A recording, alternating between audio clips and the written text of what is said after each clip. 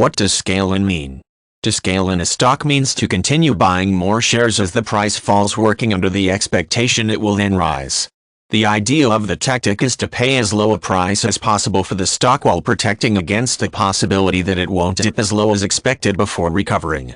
While the tactic is very simple to use and can make money in a particularly turbulent market, critics argue that the scale-in system limits potential returns while still leaving the investor exposed to a collapse. An investor would use a scale-in tactic where he expects a stock to fall in price before rising back to or above its original level. In some cases, this could be an expectation based on business events. For example, a company that is about to suffer bad publicity that should soon fade away. In other cases, it can simply be an expectation based on the market fluctuating, the idea being that if a stock drops in price it will correct itself. The tactic doesn't necessarily assume the price will increase above and beyond its starting point. It targets recoveries rather than net gains. The aim of an investor who has chosen to scale in is to avoid two contrasting risks.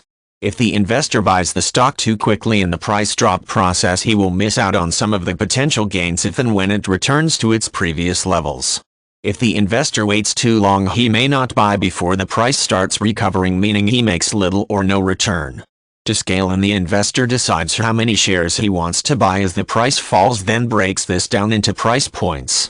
For example, if the stock price starts at $10 United States dollars and the investor wants to buy 500 shares, he might decide to buy 100 shares when the price falls to $9.90, another 100 shares when the price falls to $9.80, and so on, buying the last 100 shares if and when the price falls to $9.50.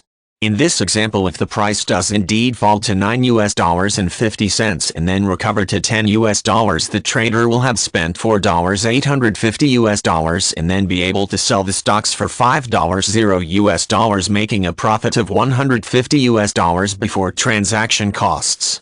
The main benefits of the scale-in tactic are that it strikes a balance between risk and stability, that it allows the investor to have a clear and objective plan for when to buy and sell, and that it can make money simply from small market variations. The main drawbacks are that the investor doesn't make any extra money if a stock increases past its starting point, that the gains are relatively low, and that the tactic can prove very costly if the stock fails to recover as expected.